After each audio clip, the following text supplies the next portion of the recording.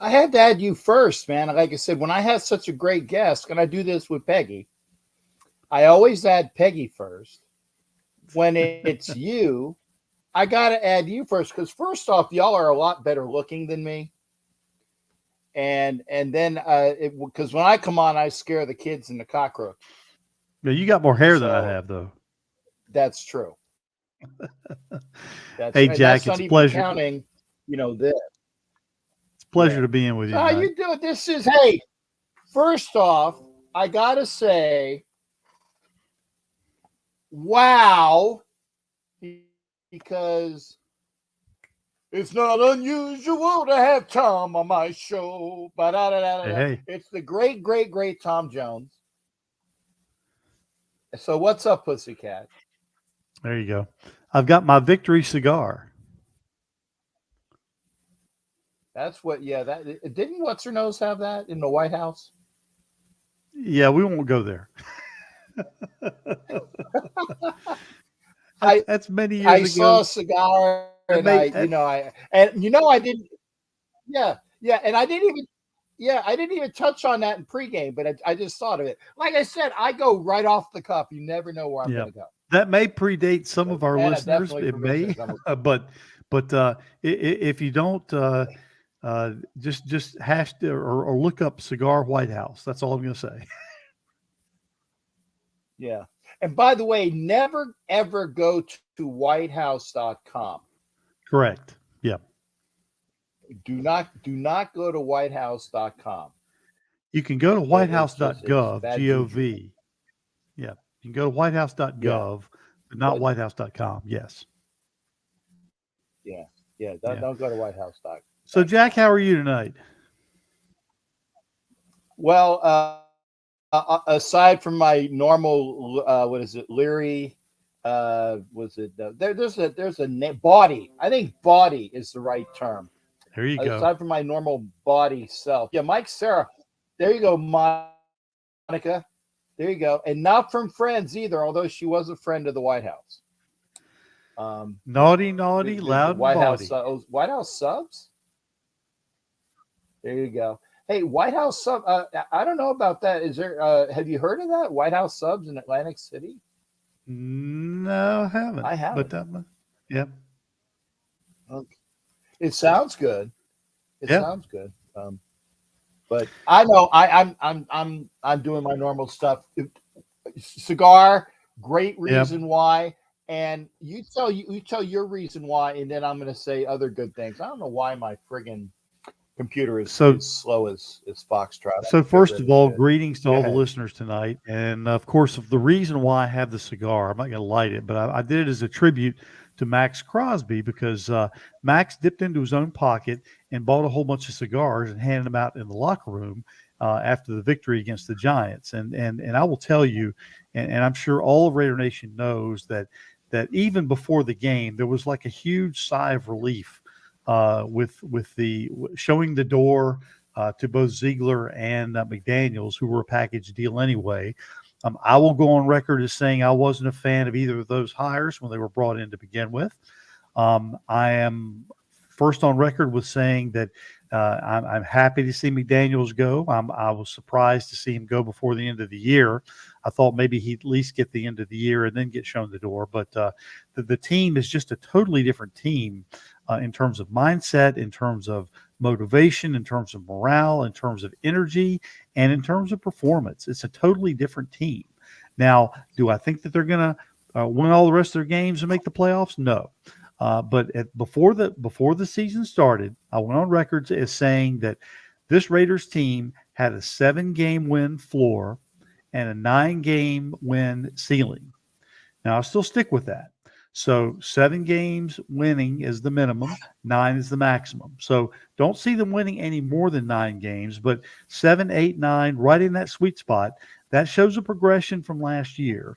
But again, at this point, I think what we have to see is not only progress, but making sure we don't lose the guys in the locker room that are currently there. And I think we took a big, huge step in that this past weekend. Now, we'll see what happens against the Jets, and we'll talk about that at points. But I think we're in much better shape now than we have been for the last 2 seasons.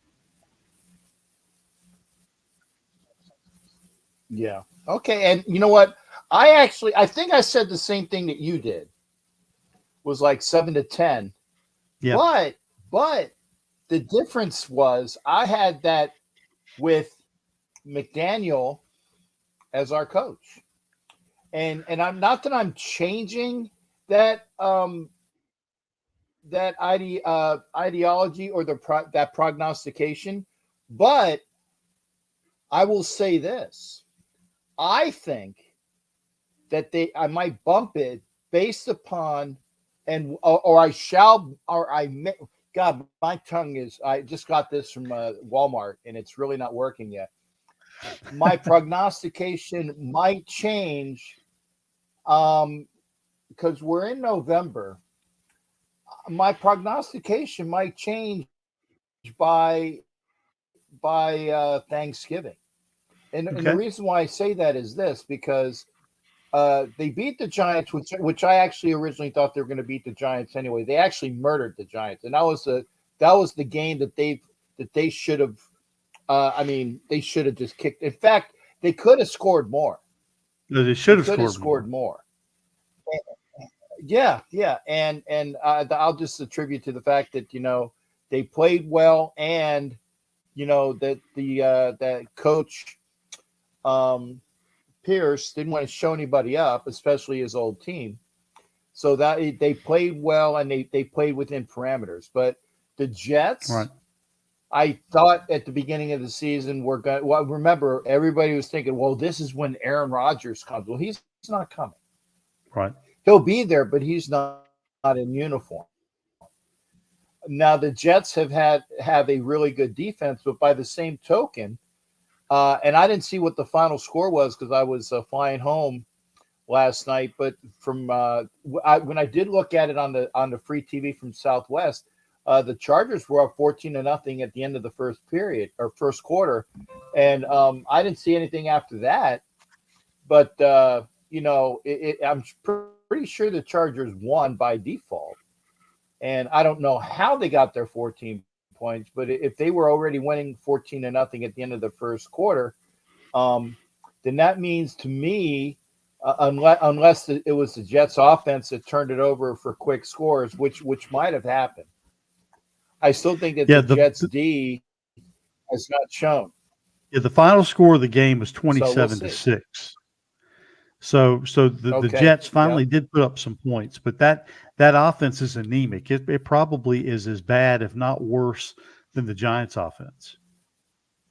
Right. And that's because their quarterback, Wilson, is just as bad, if not as bad as Danny.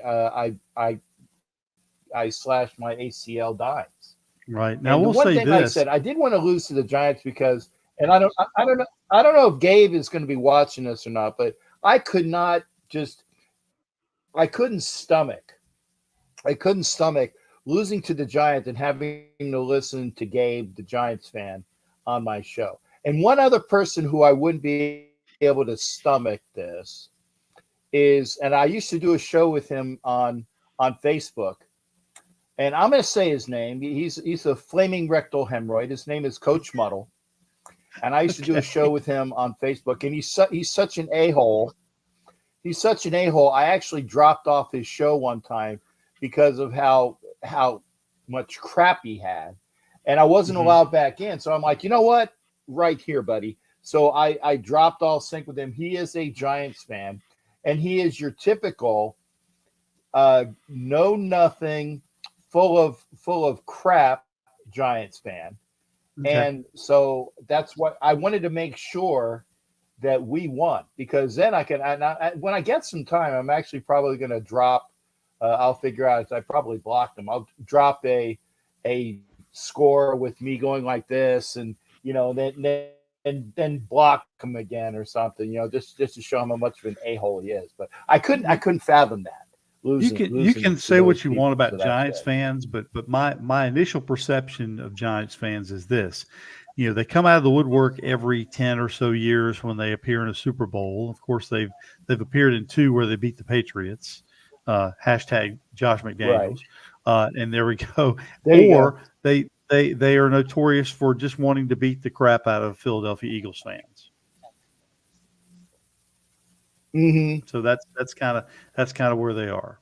So you don't see And you don't see Giants fans in mass like you do with Raider Nation. You just don't. no, That no. you may see occasionally an Eli Manning jersey walking around, but and maybe a Saquon jersey, but you won't see a whole lot of others. In fact, I had more respect for the Giants fans that I saw at the game this week wearing. And there is only one, by the way, LT jerseys. The guy who played in San Diego is LaDainian Tomlinson. He ain't LT. There's only Gotcha. one LT. So Right. any people that was wearing an LT jersey or a Harry Carson jersey, Gotcha. okay, maybe even a Mark Bavaro jersey, okay, mucho respect for people that wear those jerseys. Okay, I I'd would love to. even And I go. I think the last time I went there, I saw a McConkey jersey, and that's cool as hell. You get a I full would even McConkey give jersey. somebody That's I awesome. would even give somebody a pass if they had an Antonio Pierce Giants jersey. I saw one. I saw one. I saw Hmm. a Raider fan Yeah. with a giant Antonio Pierce jersey. I said, "Now that's cool. That's Yeah. cool."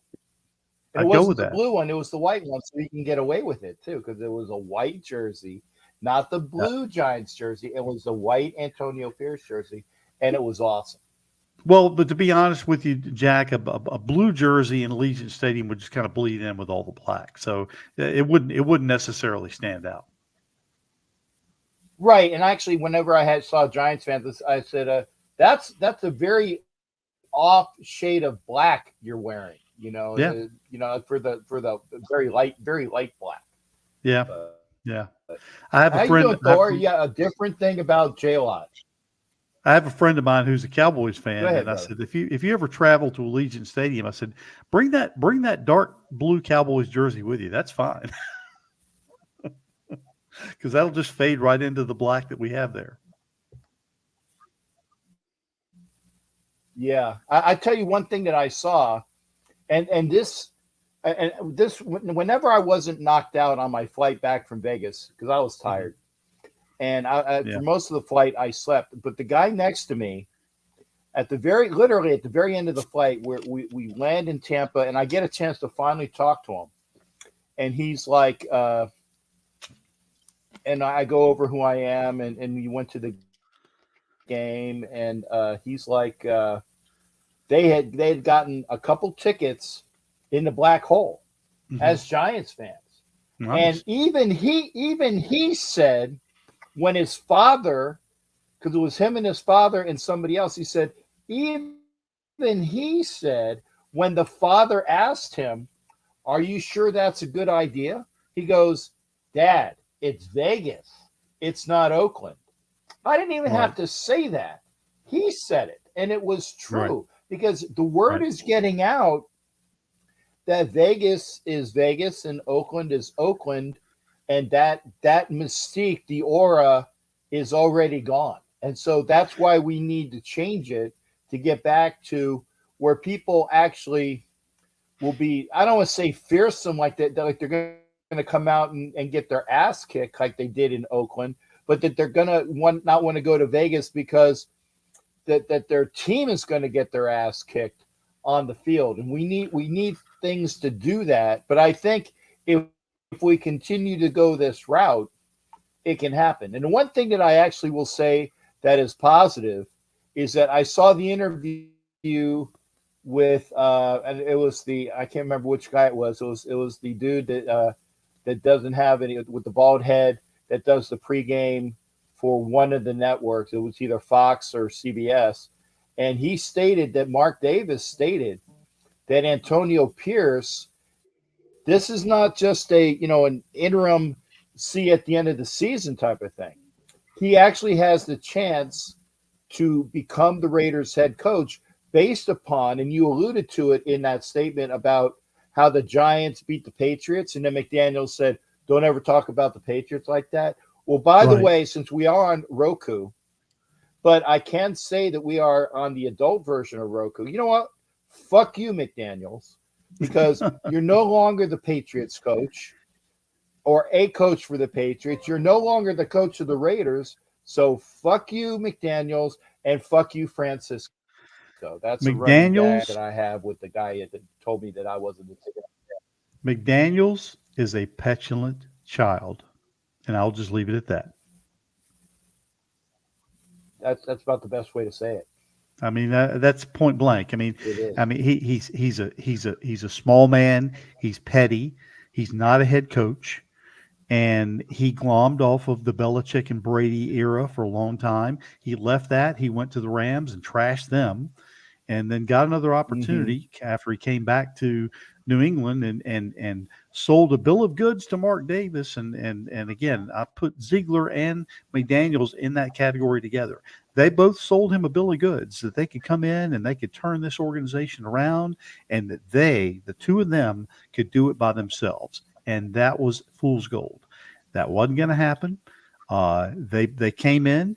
They didn't have a plan for quarterback. They got rid of Derek Carr. They didn't have a plan in place. They had to settle on Jimmy G, an injured, broken down shell of a quarterback. And of course, when he failed, that was the guy they propped up. So that marked their failure as well. Mark Davis is a Raiders fan, bar none. He loves the Raiders. He wants the Raiders to succeed. He wants to win. Mark Davis doesn't know how to win. That's the problem.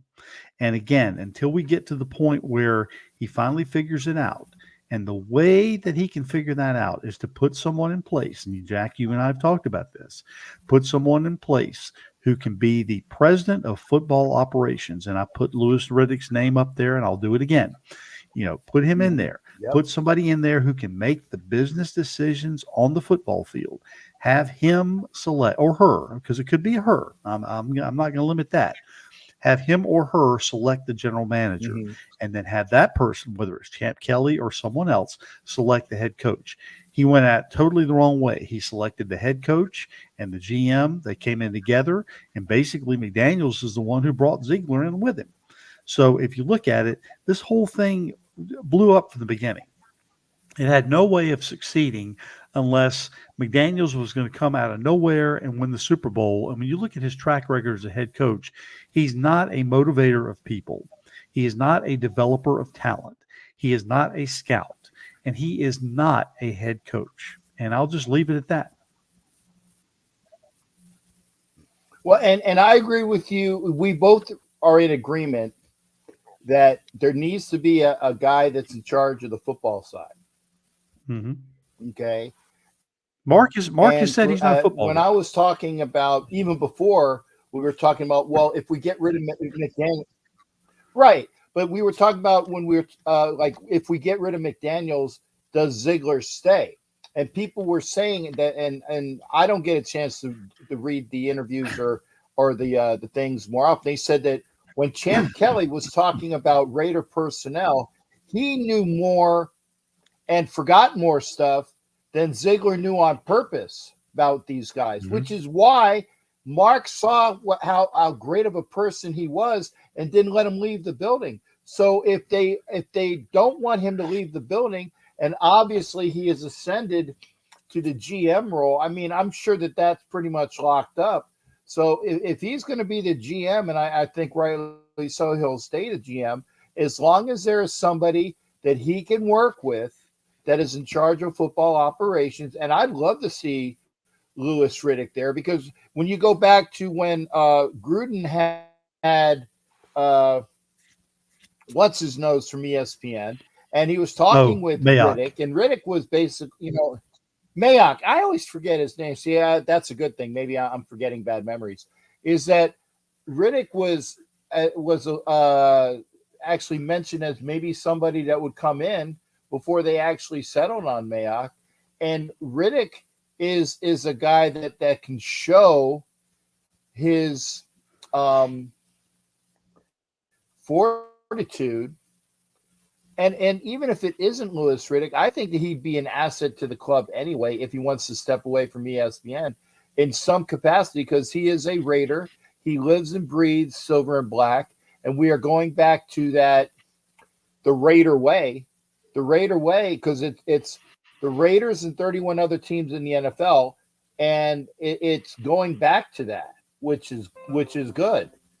So we need somebody there. You have Champ Kelly and Person X and maybe Person X1, that help bring out the process. Let them figure out who the coach is going to be. And I was already talking to this guy that was from. He was a Michigan fan, and he was at the party that I was at on Saturday. Mm-hmm. And I said Harbaugh, and he's like, no. He said Michigan is going to, was it throw more money at Harbaugh, and he's going to stay. And I'm like, okay, well, that doesn't mean anything. Mark Davis gave Jack Del Rio an extension and kicked his ass out at the end of the season and paid him that money. So just because you have an extension doesn't mean you can't get fired either. Well, I will say this about Del Rio. Del Rio would have stayed except for in week 3 of the regular season in 2017, he lost that team. He lost the team even before they played in Washington. There was a big political brouhaha going on, and there was lots of things, Yep. but the team got divided, and Jack, Trader Jack, he lost the locker room in a split second and was never able to get it back. And at that point, I think Mark Davis had made the decision that he could not make it past the year. Of course, he didn't fire him then, but he could have very easily fired him in the middle of the season, but didn't do it. But no, Del Rio lost the team, and again, I blame some of it on the political things that were going on at the time. It just happened to be a perfect storm that it was going on in Washington, D.C. At the time, and it just the whole, it was like a big powder keg. I don't blame Del Rio for all of it, but he assumes responsibility for the fact that he lost the locker room and was not able to bring it back in. And Mark knew he needed to make a change at that point, but at that point he was all in on bringing in Gruden, and that was a full court press from the get go. The worst thing about that night, and you're going to laugh at this because this is a joke, but it isn't. It's serious. I had the choice of either watching the Raiders, and they were still the Redskins at the time, so it was Raiders at the Redskins, or the premiere of the Star Trek episode, and with I can't remember which Star Trek it was. Star Trek female African American captain, whatever that series is, right? Discovery, I think it is. Right. And I'm a Trekker. I mean, I love everything, all things Star Trek. And I said, nah, I'm not going to watch that because it was a special thing and it ended up going over to the Paramount. And I never saw it until I picked up the Paramount channel. And I'm like, I was so stupid to watch that garbage on TV. I'm talking the Raider game, and I never watched the Star Trek Discovery episode. I said I made the wrong choice. I remember it is a joke, but it is the truth. I remember watching the game, and I just kept saying to myself over and over, "This is a 2-0 team. This is a 2-0 team. There's no way." Yeah, it ran off the rails quick, and of course there were such high expectations coming off the 2016 year, despite the fact that they didn't win the playoffs. Of course, you're not going to do much when you have Connor Cook as quarterback, and no shade or disrespect to Connor Cook, but you throw a 4th round draft pick in who hadn't had any run all year, and he was the backup to the backup, and then you throw him in as a playoff game, and you're not going to get anything, and he didn't. So, yeah. So there you go. Well, if it wasn't for us, if it wasn't for Connor Cook, okay, Dak Prescott would not be the quarterback in Dallas because Dallas wanted Connor Cook, and we jumped ahead of them.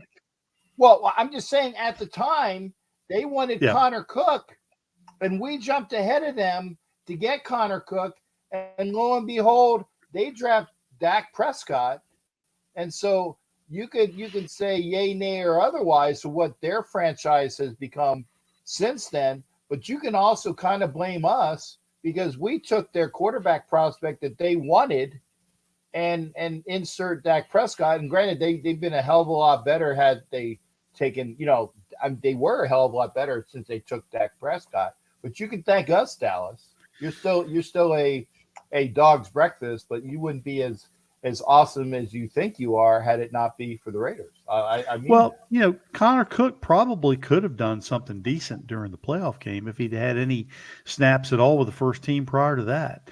I mean, if you switch roles and you throw Dak Prescott into that game like you threw Connor Cook, you probably get the same results. So having said that, it's not the fact that the Raiders made the wrong selection. It's just things worked all together in the worst possible manner. There's no way that they could succeed. yeah, and I'm talking to Seth right now. Yeah, I've got a lot of lag here, Yeah. and I don't know why. And I don't want. Obviously, it's not gonna change until night. I literally I have two. You know what? I'm gonna get rid of the YouTube. So Okay. I literally only have one. It's still hopefully that'll help out. Yeah, it looks like it's going to help out a bit. I have one window Okay. up, and it's the window for StreamYard. So anybody that is going Okay. to talk to me, I'm just going to have to post it here. I don't know why it's so effing slow, but this will help out. Hopefully that'll help out a bit. But Okay. I think it is because I can actually my lips and my sound are almost in sync. Almost in sync. Not a bad Japanese movie. Let me pull the victory cigar back out. So for those who were seeing that earlier, and again, I'll mention the victory cigar again. I'll mention the fact that Max Crosby delved into his pocket before the Giants game even started and bought a bunch of cigars and handed them out to the players and coaches and everybody during the locker room celebration after the game. And it truly was a celebration. There was a game ball given out to Aiden O'Connell. There was a game ball given out to Antonio Pierce. There was even a game ball given out to new GM Champ Kelly. So well again, deserved. everybody, there's a fresh optimism here that did not exist a week ago, 2 weeks ago. I think everybody was in a funk, and when I heard the report that came out from Jay Glazer, who's an analyst who I respect. That's what I was talking about. Yes, that was the guy I was talking about. There are some reporters who I really take what they say with a grain of salt, and there's others I truly believe what they say. Glazer mentioned the fact that there was a team meeting that was done a couple weeks ago. In fact, it was just after the Detroit Lions game, or before the Detroit Lions game, actually. And the team meeting was designed for players to kind of air grievances and to just kind of let the air out of the balloon. Okay, let's lay everything on the table. Let's work through what we need to work through. What it turned out to be was kind of a bitch session and a finger pointing at McDaniels, who during the course of the season has really deflected any sense of accountability or responsibility for some of the things that have gone on. It's like, well, we're really close, or we've done this, or we've just missed a few plays here or there. He's never really assumed responsibility and taken any ownership for any of the problems that have gone on with this team this year. And when the finger pointing started to go back to McDaniels, he couldn't take it. Basically, he melted down. He kind of retreated into his shell and really didn't say much. And you saw that in the Detroit Lions game. They just basically laid down like a mat and didn't do anything. And then pretty much after the game, it was apparent that his leadership was gone. And nobody could trust him at that point. Nobody could play for him at that point. So when everything shook down like it was, and I heard a report from an inside source that Charles Woodson, Charles Woodson, of all people, called Mark Davis, either called him or talked to him point blank and said, it's got to end. And when you have a Hall of Famer like that talking to you in your ear and telling you it's got to end, that speaks volumes. And again, I'm not sure everybody else that was in there that was involved, but that's the story that I get. And when the decision was made, you could see just a huge sigh of relief. Everybody was happy. Everybody was ecstatic. And that energy carried over. You saw Bo Hardigree come in, and he called a great set of plays. He gave Aiden O'Connell the ability to call out at the line of scrimmage, which is something that he did back in Purdue. He's a smart guy. He can do at-line reads and go ahead and make calls if he needs to. Derek Carr did that same thing, but McDaniels got pissed off at him when he did. A lot of people don't know this, but the Josh Jacobs run that was an audible. Was an audible. That was a call out. That was a call out. That pissed off Josh McDaniels. Despite the fact that they won the game, Derek called out of the play that was assigned. He called the right play. Jacobs broke through. He got the walk-off win. And again, that goes to show the fact that McDaniels, and this is my opinion, he's a petty man. He is a petty man, and he is a Napoleon type complex, and he had no business coaching this team to begin with. I'm glad to see him gone. I hate to see people lose their jobs, but he's going to be well paid over the next couple of years because, again, he got signed to a 4-year contract. So, he can sit at home and eat popcorn, watch football, and get paid, and know that he did not do the Raiders organization any type of justice whatsoever. Yeah, and I like you said, it goes back to that call where Carr, and I normally don't mention his name here, okay? But well, you can. It's right. Past history. Yeah. Carr made the right call. We got the win, and I remember that game because I was in Seattle. Yeah, and it was fantastic to see. Now I am going to say that, and I am on record saying, so I'm not changing my story. My story, but I am on record saying that if the boss tells you, I want you to do it this way, and this way, my way, you got to do it. So, and again, I people, well, Carr wasn't able to audible, blah, blah, blah, blah. And I said, but he's not the boss. So that's why I was pissed off. My problems with Carr was if McDaniel, who I call McFired now, which is the easy way to say it, if McFired was pissed off at him, Derek's attitude wasn't the greatest either. Right. So that's why I don't have an issue. I really don't have an issue with Derek Carr, taking this. Well, I'm going to take my football and go home. Okay. And that's the way he was. Okay. And Derek wasn't the only one that had an issue in the locker room. Waller is gone, and he had issues with the locker room. I'm glad that he's gone. Right. Wowza says the boss was wrong. Yes, you are correct, Wowza. But I am a military person, which is why I told people I will not accept people talking crap about, calling, and I'm going to call out Jack Kenna. I love calling out Jack Kenna. Jack Kenna would call him McShitnuts on my show. Yeah. Okay. Yeah. He would call him McShitnuts on my show. I'm not going to have that because you got to at least respect the position. Right. Of who you're calling out. That's why I call him McFired. It's the best way to give my little dig at him without going excessively overboard and like a little kid. I would refer to him as McDummy because he just made a lot of dumb decisions. And again, I don't think anybody would fault me for that. And I'm not going to go down the rabbit hole that a lot of other people would go down because I've heard 10 times worse. But the bottom line is that Mark Davis made the wrong decision. And again, now, owners are not always going to get it right. Owners will go ahead and put people in positions and hope that they will do the things they need to do to do right by the organization. Sometimes they'll hit, sometimes they won't.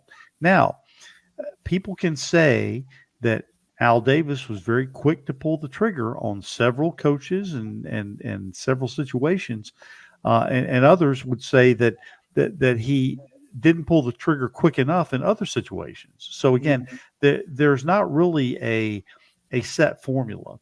I'm glad that Mark understood and realized that this team was not going anywhere. And the team was lost, the fan base was lost, and the performance simply wasn't there. When you saw the energy that came out of the Giants game, you saw that the fact that this team really is not that far away. And when you look at it in retrospect, you could say, well, probably two or three of the games that they lost earlier in the year, they probably could have won. And if you do that, suddenly you're not looking at a 4-5 record. You're probably now looking at maybe a 6-3 record. Again, just the difference of 2 wins can make a huge difference between whether you make the playoffs or not at this point in the season. Now, you've got Murderers Row coming up after the Jets game. You got the Dolphins and the Chiefs, and those are two really, really tough games to play. So if they don't win this game against the Jets and they fall to 4-6, you're going to really risk then falling to 4-8. I really hope that they're able to get this win coming up on the Only Nation podcast, which should be coming out in the next day or two. I did say that I did not think that the Raiders were going to win, and the only reason why is because they have a history of losing games that they should win. And again, that's the only reason why I said that. And I said, hey, I'll be the first person to step up and say, I'm happy to be wrong. I'm happy to say that I was wrong. But if the Jets play like they did offensively, and they really were offensive They were against the offensive. Chargers, Mhm. and then the Raiders could very well come out with a win. Their second 2-game winning streak of the season, by the way. Right. And I want to see that. It's just the fact is, and people are alluding to it here, and you know, and I know, Tom, that the Raiders historically, even since the 70s, they play up to the tough teams. They Yep. play the tough teams like it's a Super Bowl, Right. and they kick their ass, or at least they play to kick their ass. You might not win all the time, but they kick their ass in such a way because they play the good teams well. But they also play down to Right. teams that they should literally wipe the field with, a Right. la when we went to Chicago and we looked like a JV team could have beat us that game. And actually, that kind of was a JV team Right. when you got a guy named Bajent as your quarterback. That's a D2 quarterback that was a walk on basically. And again, and that's why I told people in Chicago, I said, we should win, but that doesn't mean we are going to win. And Right. Saf said it as well. They played Detroit, or as I say on my other show, Detroit. They played Detroit hard because they are a fantastic team. Right. And had Aiden O'Connell played in the Detroit game, there's a good chance that game would have been closer, if not a win for the Raiders. I'm just saying. Right. Right.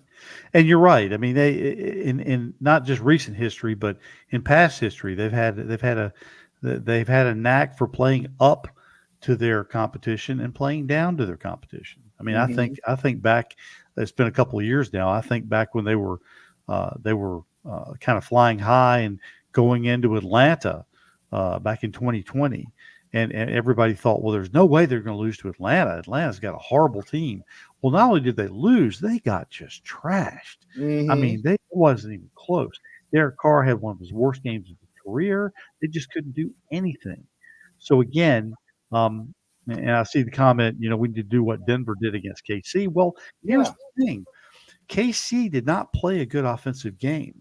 And again, if the Raiders can have their defense play the way they've been playing, they've not been beating the world truly, but they've been holding their own.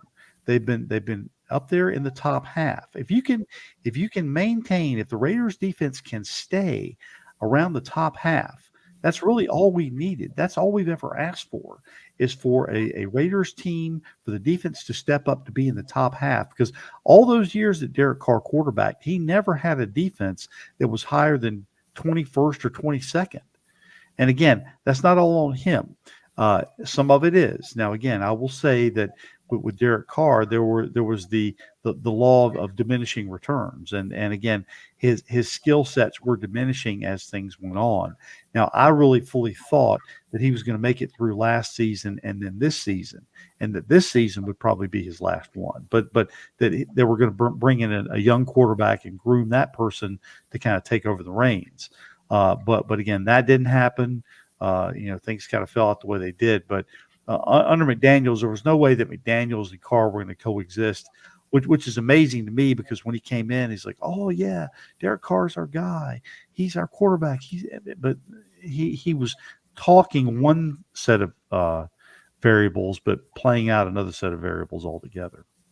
Yeah, well, like you said, they sold Devontae Adams. It was a bait and switch. Yeah.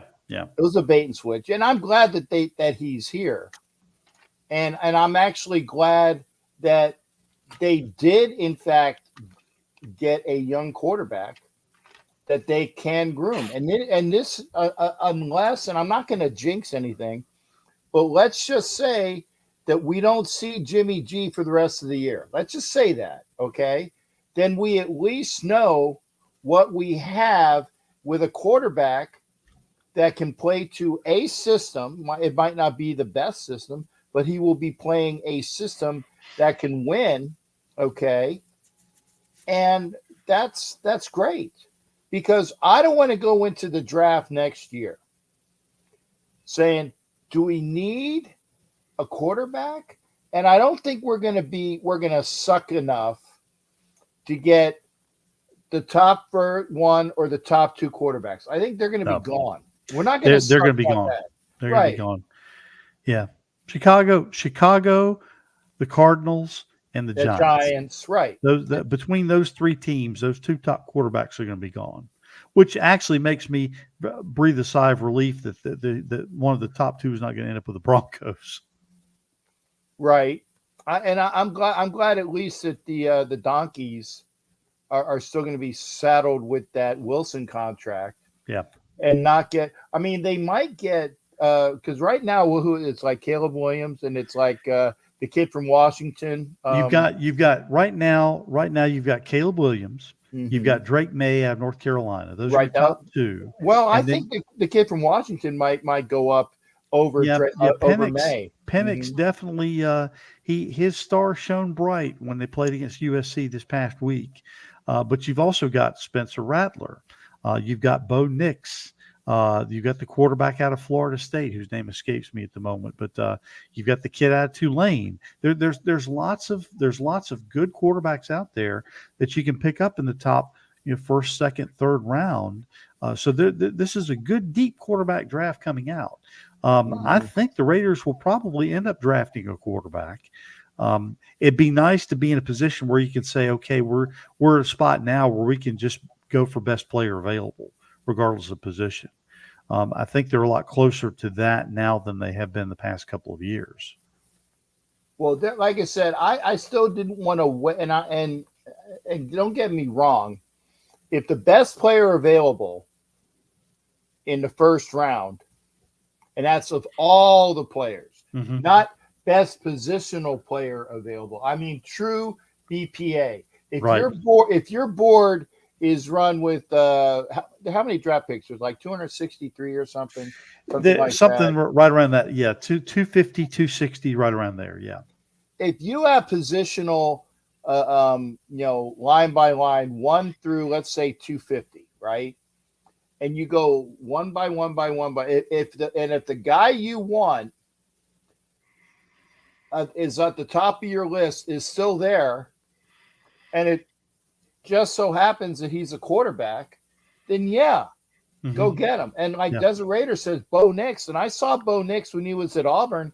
He wasn't that good, but now with a system up there in the Pacific Northwest, he is that good. Okay, Penix is that good. I think May is going to be decent. Yeah, and like you said, you have all these other guys.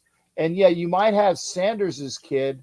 And I'm not poo-pooing Deion Sanders's kid, but I want to see what he does for the rest of the year as well against everybody. And he has the pedigree. So I don't care who it is, but if there is a defender available, and that's where the Raiders have always gotten in trouble in the past, is said, we're going to get BPA. Well, not really. We're going to get the best positional guy available that fits this skill set or this position. So it's BPA by position, and they have it pegged, and we'll see what happens. Right. And before they even get to the draft, they need to address the free agency, which you and I will talk about at length. And on social media this past week, I did post 6 guys that I had my eyes on in terms of free agents. And I will tell you that 2 of them were offensive linemen. And then I think one of them was an edge rusher, and you had 2 linebackers and then 1 linebacker / safety. So again, I think that there are probably 2 to 3 pieces. And of course, some of the names are very familiar names. You know, Devin White, who's a linebacker in Tampa Bay right now. Patrick Queen, who's a linebacker with the Ravens. Jeremy Chin, who's a linebacker / safety hybrid with the Carolina Panthers. Brian Burns, who's an edge rusher with the Panthers. And then you have Jonah Williams, I think, the offensive tackle out of Cincinnati, and Michael Anoewu, I think, or Amenwu. Gesundheit. He's with New England, and again, people will say, "Oh, the Patriots," but no, he's a really good offensive lineman. So again, there are several key pieces there. I certainly don't think the Raiders will bring or can bring all those guys in, but if you can bring in 2 to 3 of those guys and then back it up with a good solid draft, I think you're really looking at being able to contend for a playoff spot next year. It can happen. It can happen. And the thing is that for all those that are, and hey, it still might happen. I mean, but I would say for those that are thinking that the Raiders are going to be in the Super Bowl in their home stadium this year, unlikely. No, Jack. They will be. They'll be in section 127. Okay, yeah. Well, I'm in 126, so they'll be Okay. sitting with me. Yeah. They'll be there. They'll be there for the Super Bowl. They will be. Hey, Positive Philly wants to make, and this is up to you. This is up to you. When you are ready to take calls and have people come in, you let me know. But otherwise, it's not that we don't want you to be here. Positive, that's Micah Givens. I don't get a chance to do a show with Thom all the time, so that's why I'm giving him basically his due until he tells me to shut up, because I've actually taken up more of his time than I should have. No, absolutely. This is good. I'm good for about another 15 or 20 minutes. Okay, well, good, because when Thom says that we can have somebody come in, we will. We will. Throw it out there. Okay. There's plenty of room on deck. Throwing those nautical terms out. There you go. All right. Okay. We'll if they don't behave, we'll just give them a mop. Yeah. No. Wait a sec. Cool Cat says, tell them to walk the plank. No. Positive Philly is my Philadelphia brother. I mean, we talk Flyers and we talk, Philly stuff. So yeah, it's no worries there. I'm not going to make him walk the plank. I tell you what, if I can get Philly Sports Guy in here, I would. I tried real hard, and maybe on Thursday still, I tried real hard to get LPG, license plate guy from New York, here. And I wouldn't ask Sneaky G to be in here because he has his own show, and I don't know if he was on or not. But Sneaky G is a Giants guy, so we'll see if we can get him maybe to do a spot. But I'd have Jamie Paye, AKA Philly Sports Guy, in here anytime. LPG come in here, great guy. I'd have Sneaky come in here. I would say to Coach Motto, fuck off and die. That's just the way I am with that. But no, he's not Navy. He's not Navy there, J-Dub. He just knows the lingo. He just knows the lingo. So yeah. Well, Jack, I'll take you way back. I've been to many events in the old Vet Stadium. I've been to events in the Spectrum, and I've even been Ah, to events in the Palestra. wow. See, I never went to the Palestra. You got me Yeah, there. yeah. You got me there. I've never been to the Palestra. The Palestra is really actually often referred to as the cathedral of college basketball. Basketball, yes. Hmm. And I tell you, they when the Palestra was having, it was like basically the Philly Invitational. They they would have, pardon me, they would have Temple and Penn and Villanova and And St. Joe's. there you go, St. Joe's, and it was another Yep. team. There was a fifth team. There was like five teams there. Duquesne, maybe no. Duquesne was. I'm blanking right now. Yeah, but yeah, it was five teams in and around Philly. So it was Okay. there was Penn, Villanova, Drexel. Drexel. Thank you. I Drexel. knew it. There you go. There you go. I have a friend who went to Drexel. That's why I remembered.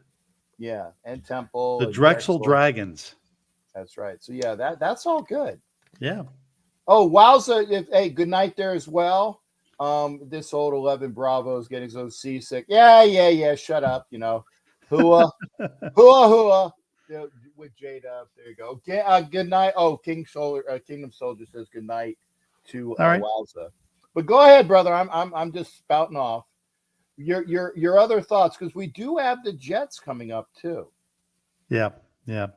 And again, the Jets, it's a game that I wasn't sure that the Raiders were going to win. I'm still not sure they're going to win. I'm hoping that they can jump out to a lead and hang on to it like they did against the Giants. Now, typically in McDaniel's fashion, they would jump out to a lead and then lose it. So I'm hoping that we've turned the corner and can at least get another big win like we did against the Giants and have back-to-back wins over New Yorkers. We need that because, again, you've got Miami and Kansas City both coming up back to back. If you lose and drop to 4-6, and then you've got those two other games coming up, that's really going to be an uphill battle that you can't. It's going to be too steep to overcome. So I'm hoping that we can at least get the win this week, move to 5-5, and at least be in that talk. If you're in that talk and now you're on a 2-game winning streak, who knows, if you play out of your minds against Miami and pick up a win, suddenly you'd be at 6-5. But you got to beat the Jets first. That's the thing. So you've got to score early. You've got to have your defense perform and not get torched.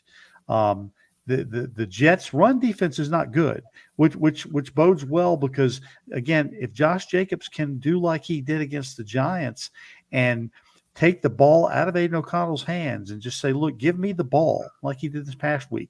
Give me the ball. Let me be the difference maker. And he was. And again, that can really take a lot of pressure off a young quarterback who can continue to progress.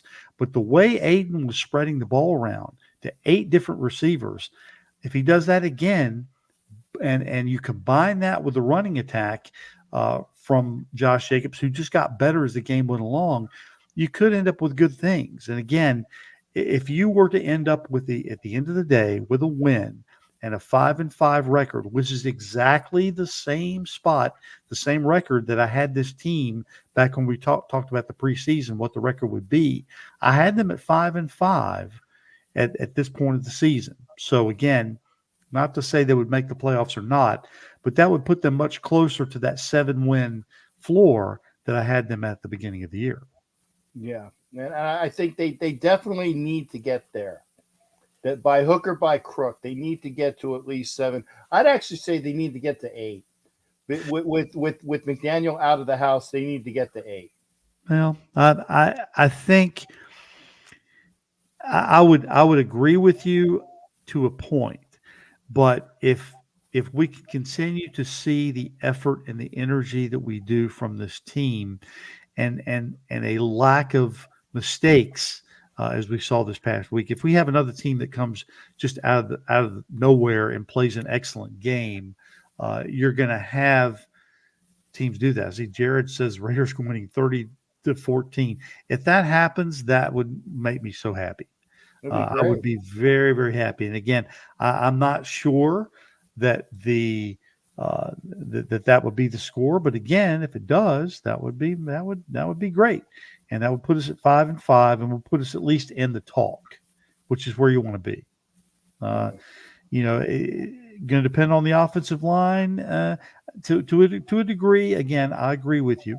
The offensive line was playing better again toward the end of the game. Some people would say they really took the foot off the gas, and that Pierce really didn't press the issue going into the second half, which I have a tendency to agree with as well. But again, with the short passing game, that really opens up the run.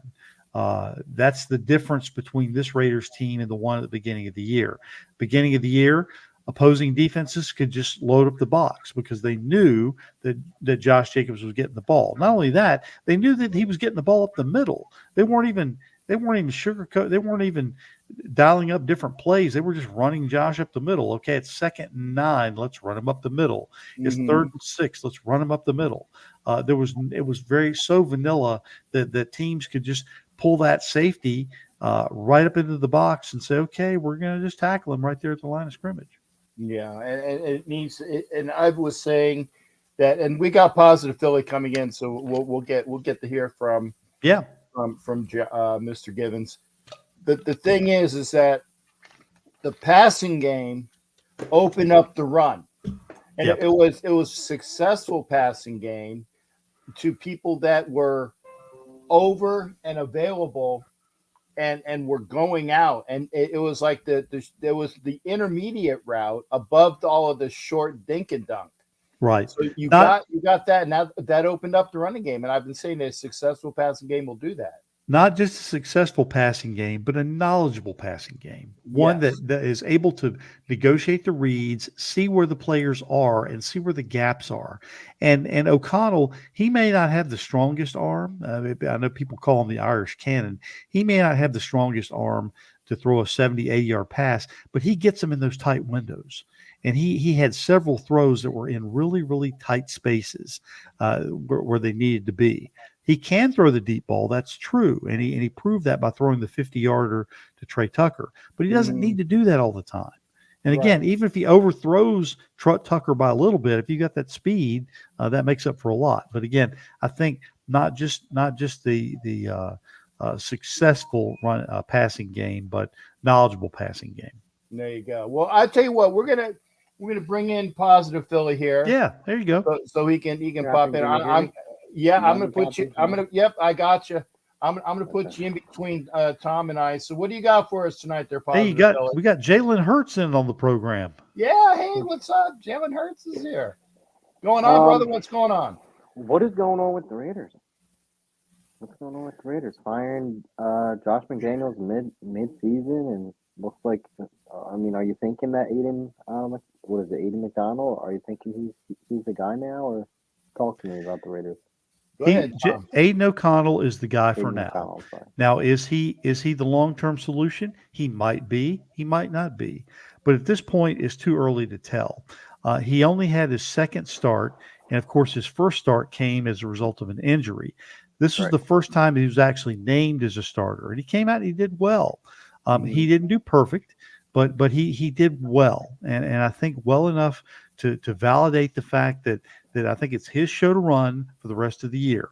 Now, what happens with him as far as a starting quarterback at the end of the year, it really remains to be seen. Yeah, you got the same situation in Tennessee with Will Levis. I think he's gonna, be a starter going forward for them as well. These rookie quarterbacks this year, it's been interesting with them. Look at Stroud this past week.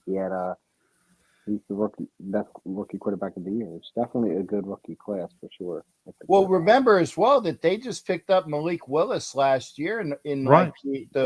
I can't remember which round it was because it was our pick. It was I think he was a second rounder, Jack. I have to go back and take a look at it, but I think he was a second rounder.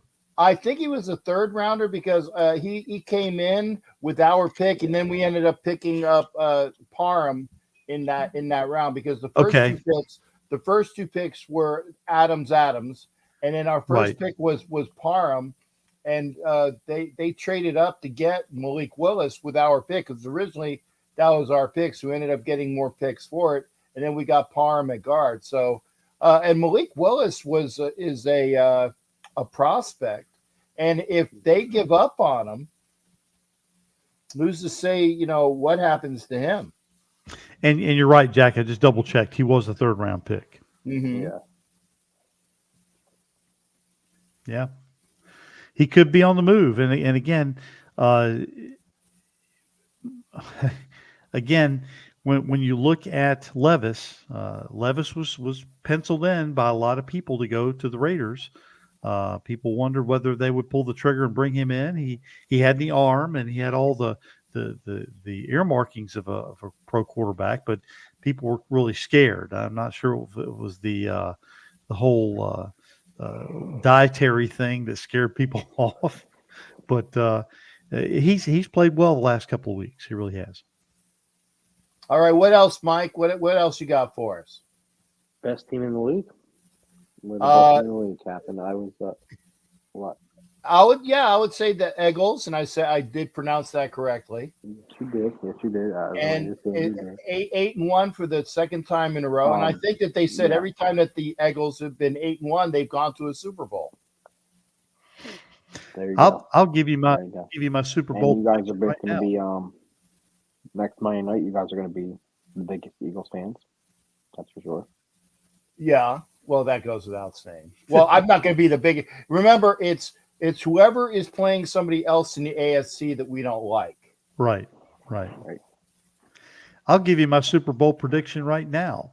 I'll lay the gauntlet right down now, Jack, and I will tell you that the Super Bowl matchup coming up this year is going to be Eagles versus Ravens. I can do that. I think it's going to be Ravens or Miami. I don't think the Chiefs are getting back. Nope. Chiefs will not make it.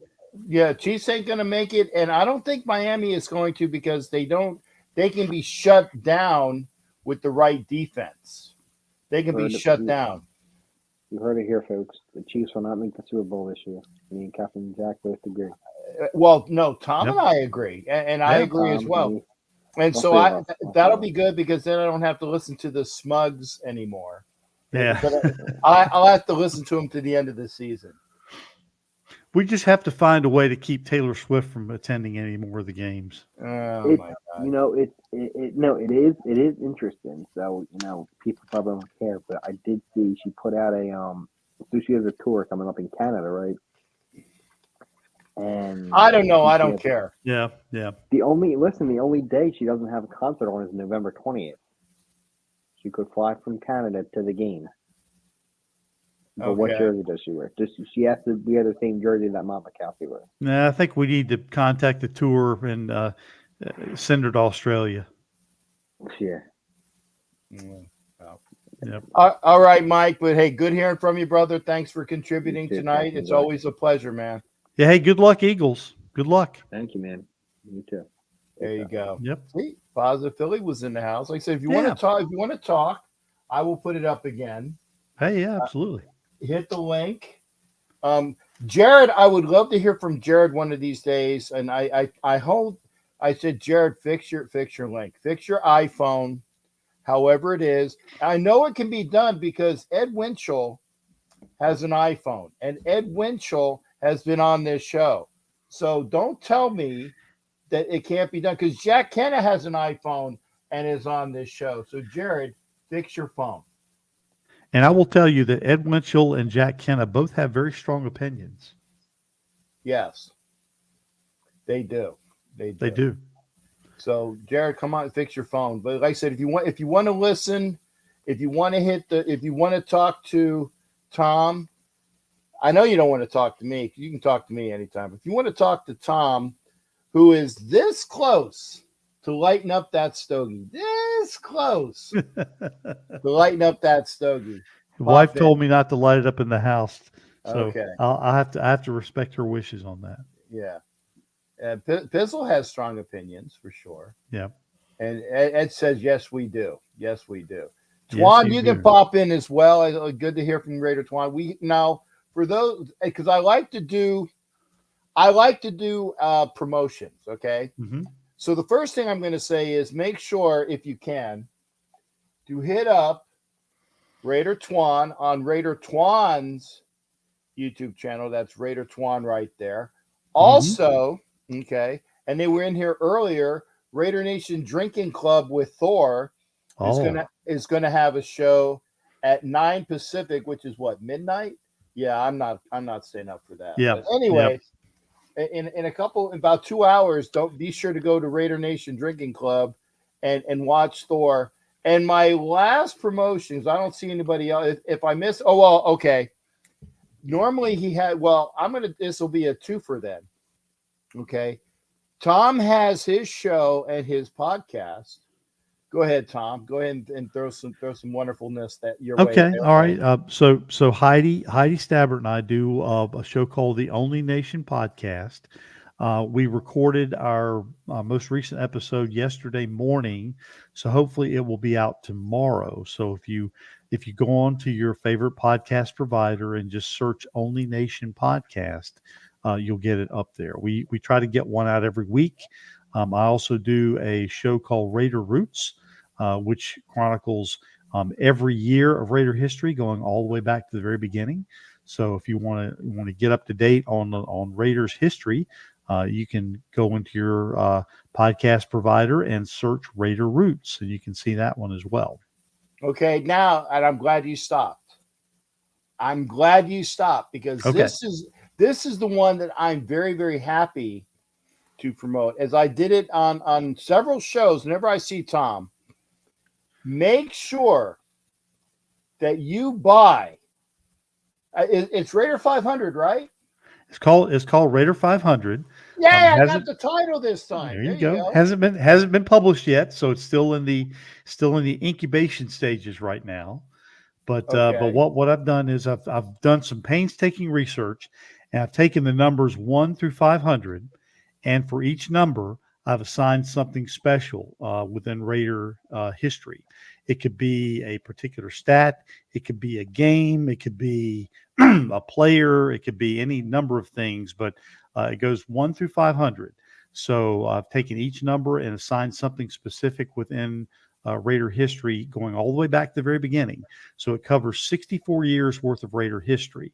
I've also combined with Karen Bates-Metters and a couple of other photographers out on the West Coast, and we're going to get some excellent photos. Karen's already going ahead and shared with me a couple of photos. One is with is a close-up shot of Lester Hayes' hands with Stickum all over him. So this is going to be just epic. So we're looking at putting this together. We're in the process of getting it published. Hopefully, fingers crossed, it would be out by the end of the year. But this is something that would be a good coffee table book and something that would be a good chronicle of Raider history, which includes, by the way, the number 500 includes the 500th regular season victory that the Raiders got just a couple weeks ago. And that was the one that was holding you. Yeah. And I'm sure, because you said it goes from 1 to 500, so you didn't do the obvious one. You didn't do double O. I didn't, but there's going to be a tribute to Jim Otto in the book for that. Okay, because that one's so easy. It would have would have made it Raider 501. Right. Yeah. So, but still, I mean, I don't think anybody would have faulted you if you said, "Oh, by the way." No. Double O. Absolutely. So I'm gonna bring in Raider Twan because again he did join us. Anna says he can't wait to get it. I can't wait to get it. I will actually make sure that I have a signed copy. And you will. And I appreciate that. But I'll actually buy another one so I can actually, because I will break the binder on that. There you go. The signed copy I won't. I still to this day. Let's see, I'll prove it to you. Oh crap! Don't I? Okay, I have my signed copies here, and as you can see, I got the one for this is either Kemprick or Kingdon, the signed copy there. You can see that there's no break in the binder, but I could prove it as well with the walk. You see, there is no cracks. There is no cracks in that, and if you open it up, you can see. I don't know if you guys can see the writing. Okay, so I don't crack signed copy. So I'll buy one that I can actually read. Right. Okay, so those are good. And I'm hoping at some point that the book would be as famous as maybe this one here. You see the Oh, Fire and the Iceman by Tom Flores. I don't have that book. That's one I do not have. And there's the signature. I will have to get that because I got my Raider library right over my shoulder. Yeah, so there it is. And I don't. When did that come out? Is that a new one or? No, that came out in let me see, the 1992. Okay. So yeah, I'll have to find that. See if I can get it up on like Amazon or something. But yeah, Yeah. I actually have all copies of the Assassin books, the original, the next one, and then there was a third one. I have all 3 copies Right. of the Assassin books. So I have to do that. I'm gonna shut up. I'm gonna Bring in get your next Twan in guest. there. That's it. Twan knows I talk too much. How you doing? Good to Hey, see ya. Raider Twan, how are you tonight? And blessings to everybody on this night and evening, whatever time frame you're on, East Coast or West Coast, right? We're East Coasters here. Yeah, I'm on the West Coast, so I'm just I was just coming in to say hello to everybody, and if you guys had any questions, definitely I'll take a stab at it. I know I didn't catch the whole topic of tonight. And we're all over the map tonight. You know me. It's a typical Captain Jack has no set agenda. Because Tom said, "Is there anything you want to talk about?" I said, "Yes," and then I just left it at that because I'll talk about whatever. So Hey, Yeah. Twan, what do you want to talk about? yeah, What have you got? Well, you know what? Something that's on the tip of my tongue and kind of the flavor of the week is definitely the new coaching. And the differences between what we saw in the past weeks to this new week, and what kind of really stuck out to me in press conferences was the buy-in from the players. Josh Jacobs said that he had some say in what was ran by Bo, our offensive coordinator, and that weighs a lot. It's not just the whole, he thought about me, so I'm gonna run this play, but the whole, I get to say what I like, and when I hear those certain plays being called, I might even run a little harder because I want those. So I definitely want those plays to go through. Saying, and be successful. And I think that's a little bit of what we saw.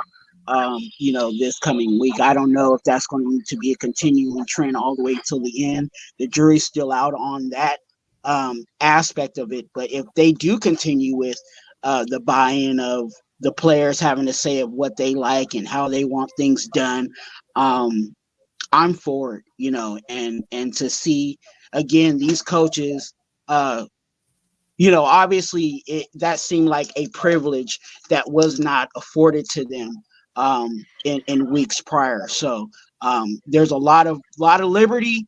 Obviously, we've been seeing them dancing and a lot of music and playing basketball in the locker room, which obviously they said that wasn't what was happening either.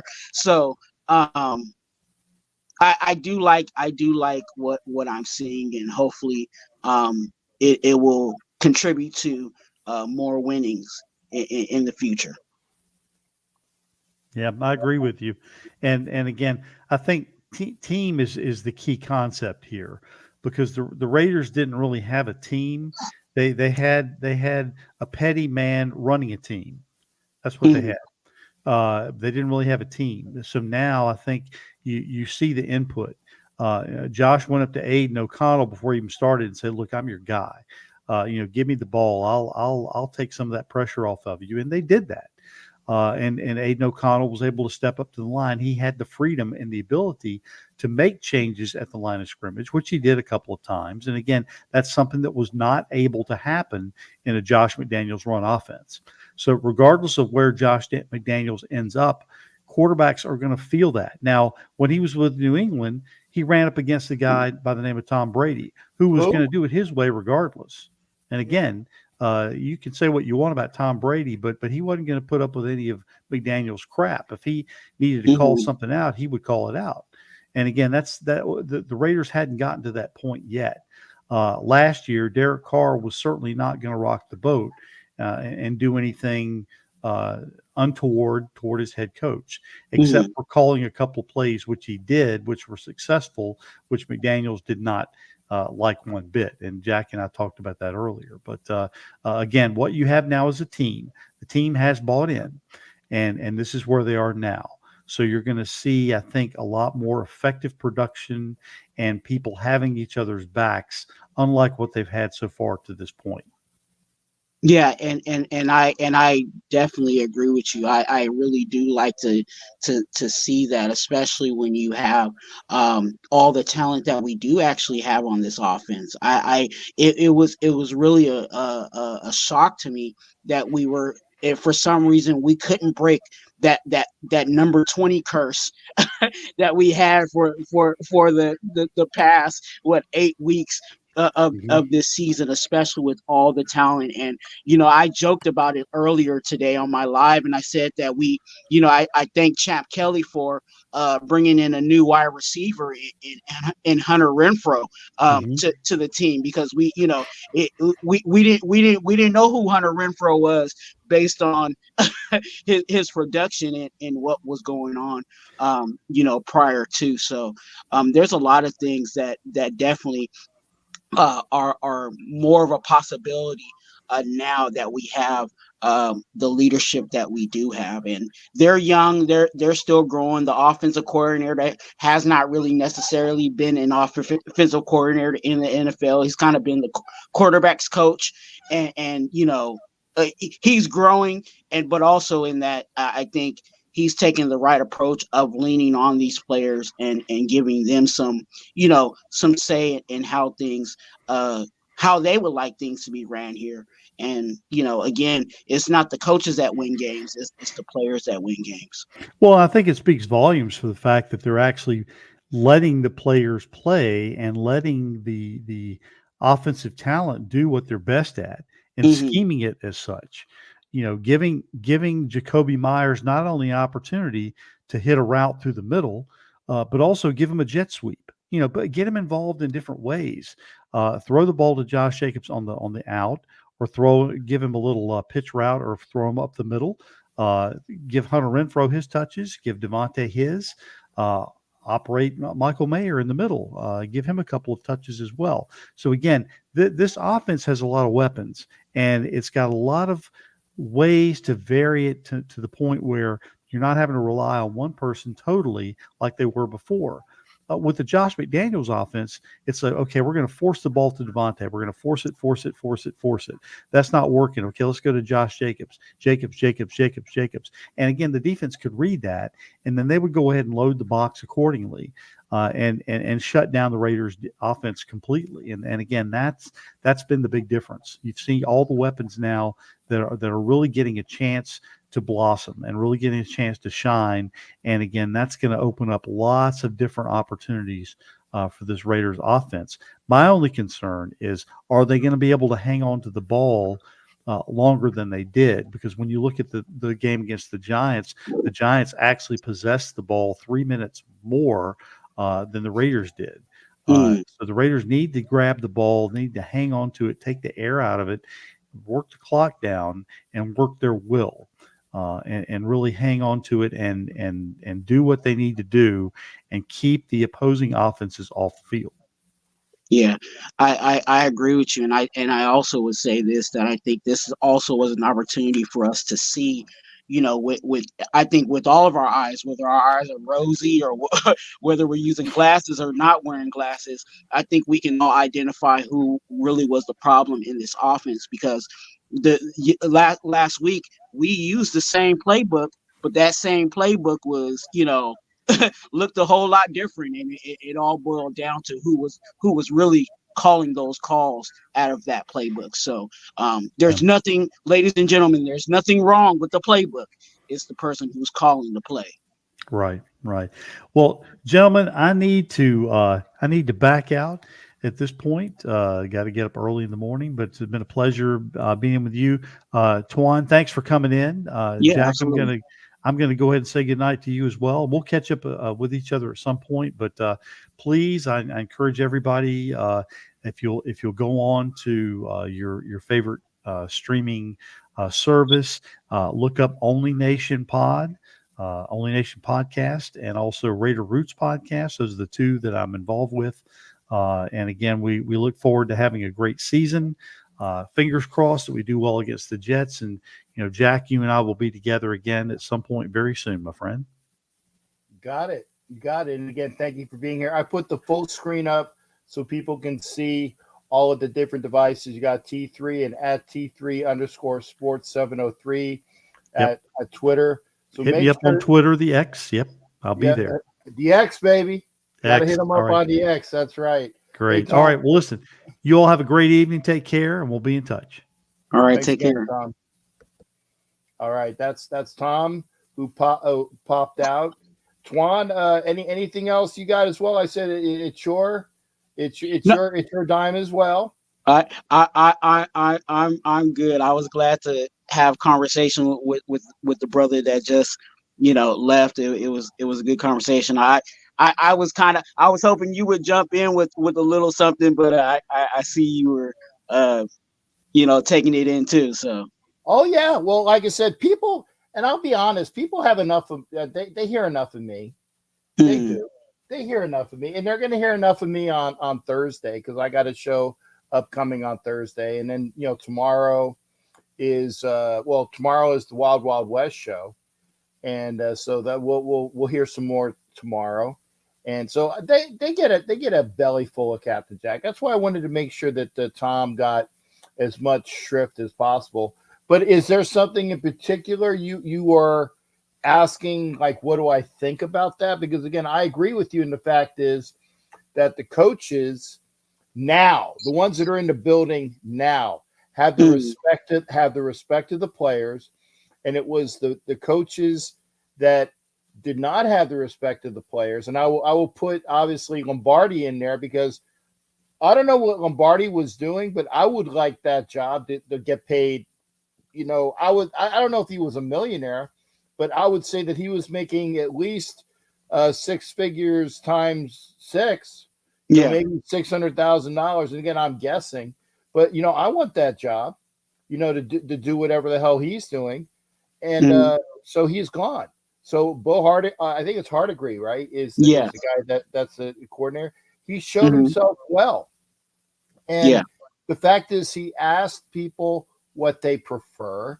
He sought input, pardon me, and he's getting the best effort from the people that need to put out. Now, like I said, the players themselves need to ratchet it up. They need to get more solidified. Of course. And there are people coming. I mean, I think that they said that they signed this past week, they signed Jalen Smith at linebacker. Yes. And so there's that. They signed, and this one was I'm sorry, but they signed Parker back to the practice squad after they reached an injury settlement with him. But again, he knows the culture.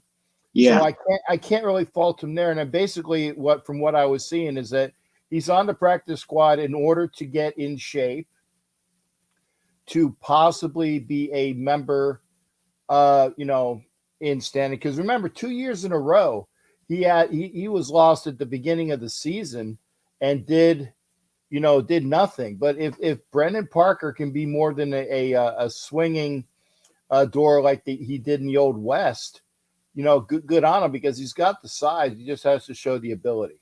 So they're doing good things. We just need to see where it comes into X's and O's, and I'm good for that. And I'm gonna say one more thing, and I want to have your opinion on this as well, because people always bitch at me when I say that Rich Bisaccia was not the right answer at that time, because yes, he was a leader of men. I get that, and they put out for him. but he didn't have a strong X's and O's background, which is why Mark Davis went for and got bamboozled by the McDaniel show, because at least he said, hey, this is what I can do. And he went up on the chalkboard and did X, Y, and Z. And Bisaccia couldn't do that. Now, if Bisaccia would have had probably the top one or two offensive coordinator come in, as well as the top one or two defensive coordinator come in, then he would have been adequate for that job. The reason why I bring that up is this.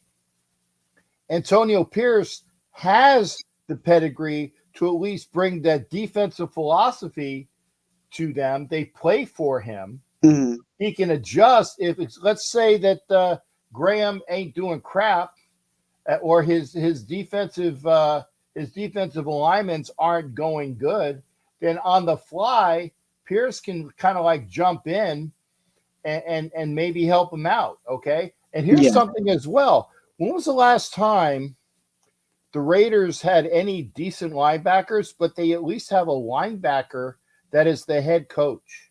And I like that. So maybe they'll pay more and better attention to the linebacking core upcoming. And that's one of the reasons why Jalen Smith was signed, I believe. Well, that the part of the reason why I believe Jalen Smith was there, because they already brought him in earlier, but they didn't come to a signing, because they were looking at him, prior to it with the other regime. But we started to get key injuries. Divine Diablo was out, and that's definitely a key linebacker for us. And Robert Spillane was kind of, I don't want to say he was on one foot, but he had a little nicks, but he was still trying to soldier it through. So we were really, short at linebacker, because I don't have much trust just personally in Masterson or, Bernie at this point, the rookie. But yeah, I think that, with Jalen Smith, I think there's definitely an opportunity for him to, make his own name at that linebacker spot, because there definitely is a need there. Going back to, what was your other statement about? It's just that I think that this team can and will produce for Antonio Pierce, because they are going to go through brick walls for him. They might not win every game, but they're not. But I don't think that they are going to be embarrassed by any team.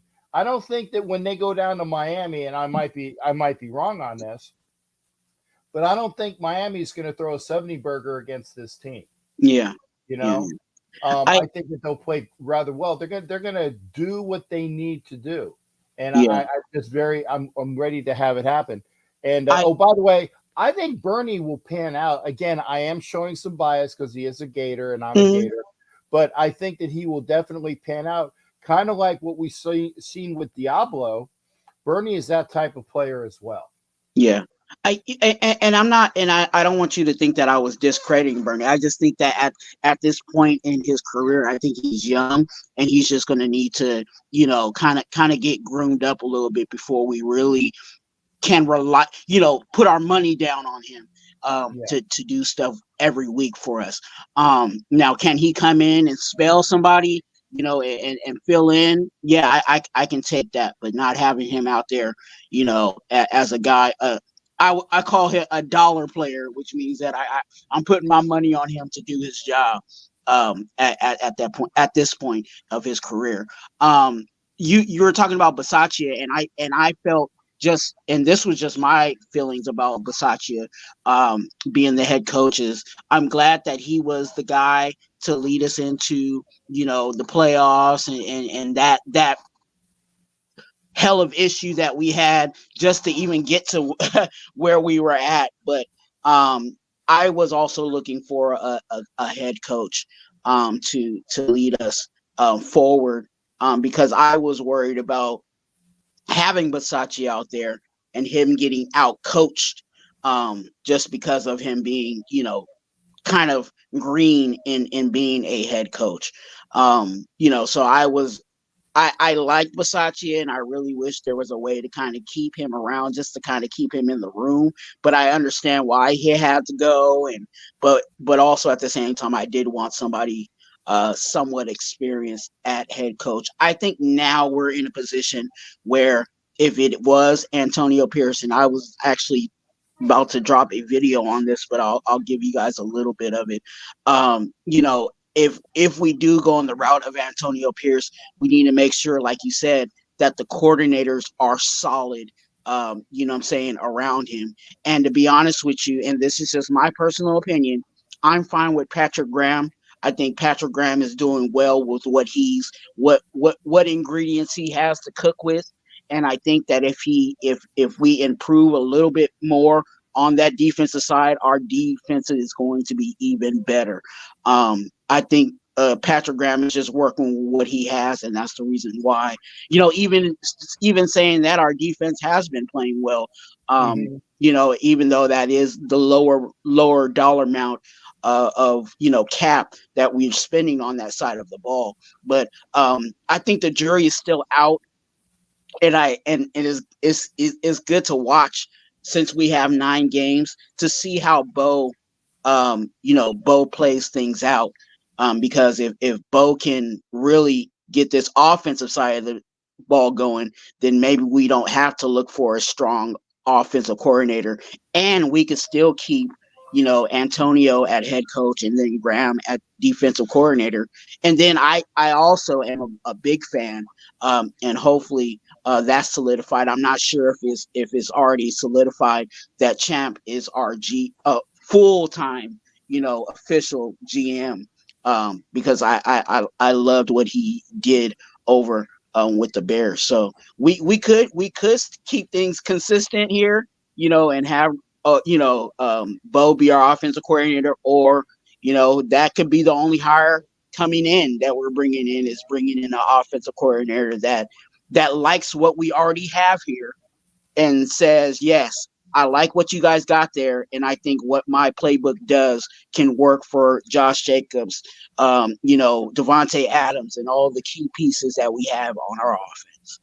Yeah, and I said we will see. Obviously, we're not going to see now. We'll see in January. Definitely. And I'm not that I'm saying we're not going to make the play. I mean, we can. I honestly I don't know what the bet is for us making the playoffs, but if it's long odds, maybe. Actually, I put money on it because I know Anna. I gave money to Anna, and I have my picks somewhere. I don't remember where I have those sheets, so hopefully I will find my sheets if the Raiders do make the playoffs. I said, hey, I actually want some money, so I just got to find them. But Twan, I agree with you, brother, and hopefully we'll play well. Yeah, I also feel like if they come out like this, like they did against the Giants, of just the fight all the way through the game, and the belief that they could actually win games that we haven't seen, like, and that was kind of one of the things that really stuck out to me again with this Giants game, is the players look like they believe in they could win the game. And I think if they go with that intensity and that belief every week, move on the way out, I think we could crack a spot in the playoffs. We might it might come down to what we've always been, and that's just the.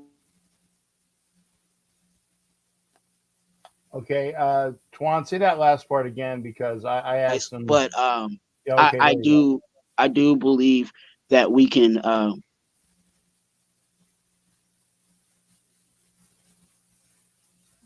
Okay. One more time, Twan. I do believe. No, I do believe that we can make that push moving forward. If the team has the belief, like they did this past week, that we can go out there and handle the games. Okay. Well, I do, and like I said, we'll see what happens. I mean, obviously, the rest of the year will be entertaining. Definitely, it will be entertaining. It's not going to suck, and I have no problem going to games where at least the team is going to go out there and perform and play. They might not always win, but they're not going not going to just mail it in, and that's why I want to make sure that I'm going to every home game except for Kansas City. I still have my Kansas City tickets for sale, but I will be at every home game, and I will be in Miami, and I think that's it because I'm not going to Kansas City on Christmas. I don't know, other than Miami, if there's any away games that I'm missing other than Kansas City. But no, I'm gonna. Oh yeah, Indy. Not going to Indy, and so as of right now, anyway. But we'll see. But hey, Twan, thanks again, man. As like I said, I love that opinion. Definitely. I appreciate being on here with you, and it's always a blessing to come on. I just dropped I did a live earlier today, and I dropped a video today. The video is called "Who Ate the Brown Crackers." I do it every week. It's somebody. I highlight somebody within the organization who stepped up, and this one's a good one. This week is week 9. Who ate the brown cracker. So if you want to check out that video, go check out that video and see what I say, and check out who stepped up this week and made a valiant effort to make a jump moving forward on this team. I like that. Who ate the brown crackers? Yeah, well, brown crackers is a thing for my channel, and I said, one of the things about brown crackers is they give you superpower like strengths and abilities when you eat them. So there's somebody that did that and enhanced their performance for the Raiders. So I don't have to worry about Viagra. I just got to get the right brown crackers then. Hey, it works in many ways, and if it works for you in that department, then hey, do it till you satisfied. I'm gonna go get me some brown graham crackers, man. That sounds good. Twan, always a pleasure, brother. Thank you for coming in as well. Yes, much love and blessings to everybody under the sound of my voice. And again, salute to you and all that you do for the nation. Likewise, and thank you. Go make sure you check out Raider Twan. If you say you can't find his channel, that's BS. And I actually cleaned it up because I do have a chaplain here. That it's right there. Oh, wait, over there. See, Raider Twan. Go find him. Okay, it's easy. Yes, sir. All right, blessings to everybody. All right, take care, partner. Thanks for coming in. That's Raider Twan. Gotta love the Twan man. Brown crackers, like I said, I used to. They're cookies. What is it? The ones that American Airlines. And I got the story on that. What type of cookies are there? Biscoff, right? American Airlines, because they're known for the Biscoff crackers or cookies, right?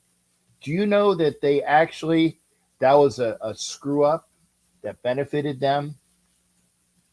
Because the Biscoff cookies were a staple of Delta, and apparently there was people, I don't remember how many years ago this was, they delivered them to the United Airlines flights on mistake, and they got such a big positive rush from those, and they are good cookies. They're very good cookies, the Biscoff, that United started making them the cookie of choice on the United flights.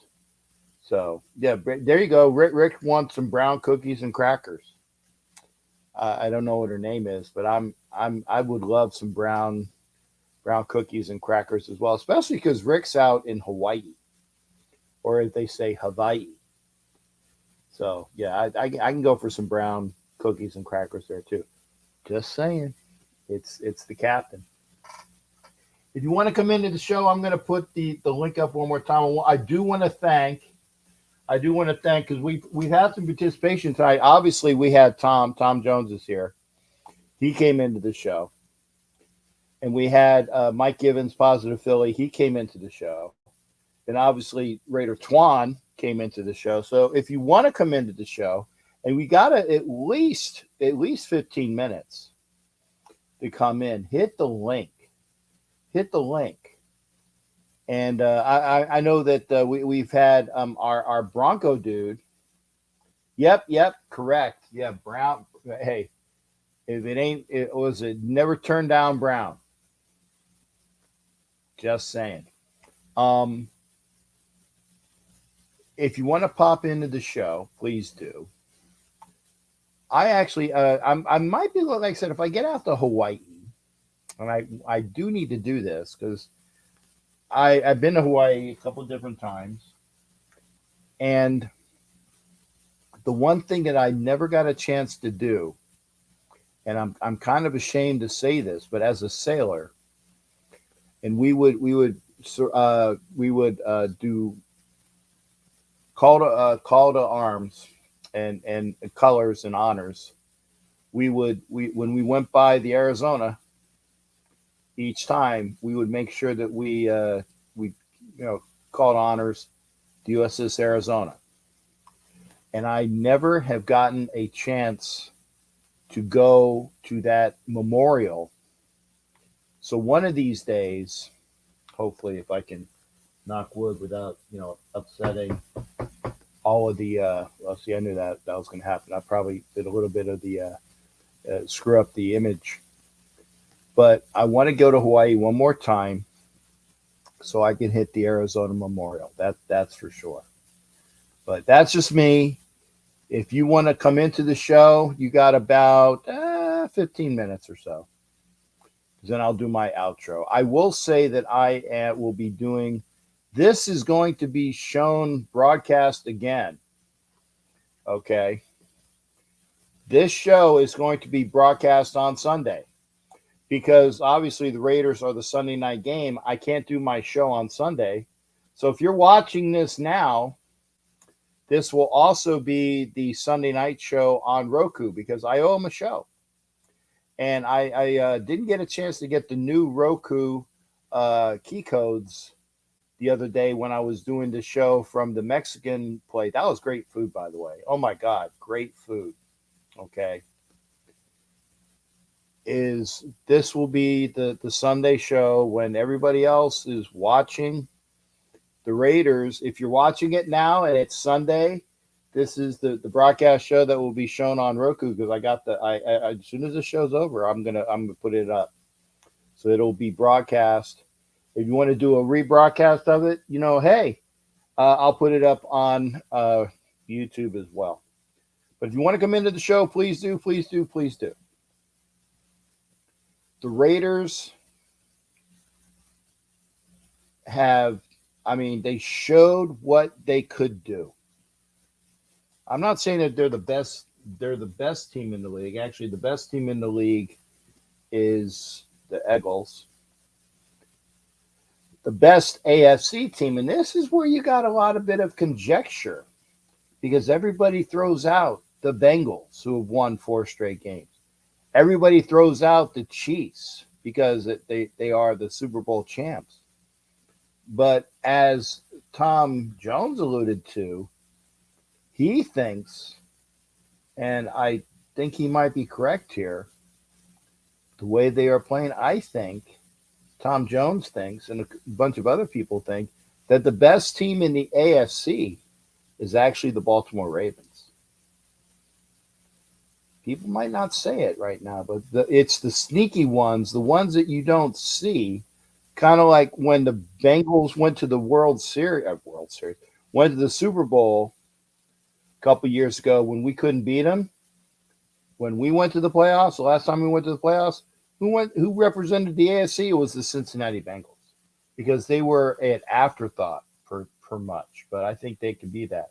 So I am very happy. I'm very happy to have my awesome buddy from the island coming in here. And I don't want to screw your name up, but it's Rick Samorano. Yeah, Samorano. Aloha. There you go. Aloha to you, sir. How you doing? Pretty good. Pretty good. What's on your mind tonight? And what's is that a cat in the background or a little kid?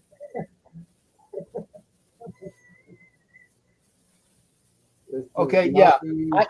I knew it was one or the other. Okay. It's my ops assistant here. Yeah, and I was gonna say I love cats, and Yeah. so that I could tell the way it went meow meow. Every I time I couldn't. go live or I'm talking to somebody on the screen or on the phone, she'll be on my desk, going around eating my paperwork and stuff like that. Yeah, but hey, it's good to have you on here, sir. Now, what you got about 10 minutes, man. Give me your best thoughts, because we've been talking all night about the new. It's the new Raider way, or the Raider way is back in style. It's not the Patriot way or the Cheatriot way. The funk has left the building. Okay, there is no more gray, black clouds. I know black and gray is good when you're talking right, but not when it is the permeating funk of of impending doom and gloom that has been permeating the Raiders rocker. Boy, that's a tongue twister. The Raiders locker room the last couple years, or the last year and a half. It's gone. Your thoughts on that, sir? Well, we're very excited to see the old regime go, with respect, but it just wasn't working. We've seen in the games, last year to this year, they just had a plan. Their game plans were the same thing. It's expecting a different result. Yeah, the what is it? The definition of insanity. Yeah, and we support. We've had coaches come and go, players come and go, all these years, winning years, losing years. Um, it just wasn't working for McDaniels, and Ziegler said if he goes, I go. We knew they were kind of a package too. And then of course Mick went because he wasn't really doing nothing. He's working with the guys on and doing that part of it, and McDaniel's calling all the plays. We knew Mm-hmm. that. And not only Raider Nation getting frustrated, the players themselves, the ownership was getting frustrated. He's just still trying to do the best he can because he signed them to that 6 year, $60 million deal. And what we heard was that got kind of frustrating the last month or so is that he's not going to let us go. And I even said this too because I thought, it'd be next year, the end of next year or middle of next year, or you normally don't fire a coach at halfway through the point, the year, the season. And but when I heard that from Anna that evening, I was overjoyed. I knew that it needed to be done. Now he wrote a check. I think it was 85 million between him and everyone that was, off the going off the books. So hey, you know, thank you, Matt Davis. And then moving up, Chip Champ Kelly. My son likes him because my son became a Bears fan. He went to school there and everything. He still loves the Raiders, but he became a fan because he was with players. He met the greats, Mike Singletary, et cetera, and all those guys. So he was already a top. So he pointed out that when he got let go as the assistant GM too, they wanted to keep him. And missed him because he's a good recruiter. You can see that he's motivational as well. He's a good scout. So hopefully this continues. We don't know what's going to happen in the year, but when Antonio Pierce got on the first interview with Camp Kelly, definitely inspirational, motivational. Everybody just didn't have to take. They already knew already. They knew the direction that was there when they were already there. They've been there for 2 years, and the guys get their inspiration from the community. But during the game with the plays and everything, they get confused at times because it's so hard to learn. Mm-hmm. And then the complexity of it. So we all know what happened this week. They had a short week to prepare, but they're already there. It's not like they hired someone and brought them in. They were there. So the team regrouped up. They got their motivation. They got their inspiration, and we've seen it on the field. And I don't care if it was the Giants. The Giants that have been in the game, they just making it a little bit, Mm-hmm. But we definitely what we have in our and seeing what the play call a little bit easier. And I'm excited. You know, and I know that Renfro actually did he catch 3 passes? I think he got 3, or you got 2. You got 4 or 5 targets. Yeah. And just spreading it around, nickel and diming, and then going the long ball. And the Tucker got the long ball. We know how that works in football. We're winning in the trenches. That we know that we've had a problem. I think they're fixing. We're working on that already with the trenches. And me, I'm a Madden guy. You know, we're all Madden. We all love Madden, even 1.0 and whatnot. Coaches like Coach Joe, I mean, those are defense. We know those. We love that defensive thing that we've been missing, and we've seen that this year. We've seen that the defense has gotten better and better. They lost the quarters, but last year they were losing half. If we won good, it was what quarter's going to show up. We've seen that a little bit this year, but we've seen the people fighting in and out. You know, barring the Bills and Detroit. I mean, we really played well, except with the play. So what did you think on the play? Do you think that was holding back? And I would venture to say that actually the only game that we really, really lost badly was in Buffalo. And I had to watch that front row, literally front row and center. But when you go to Detroit, the defense is the one that kept them to 9 points before they finally scored a touchdown. And it was, I think, what was it? They were 1 for 5 in the red zone that game. So the defense was winning that game. It was the offense that couldn't do anything. And, you know, when the offense can't do anything, the defense, and there was a defensive pick, you know, Peters had the pick 6. So the offense did 1 touchdown. The defense did 1 touchdown.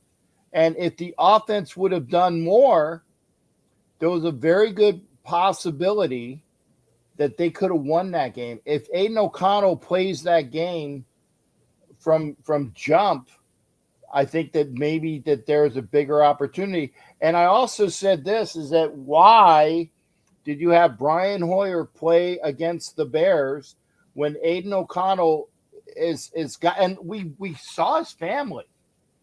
We got a chance to meet his family after the game. He's a kid from Purdue. It's basically a home game. Yeah. And the Bears were not all that in a biscuit. That was the game that you should have started Aiden O'Connell.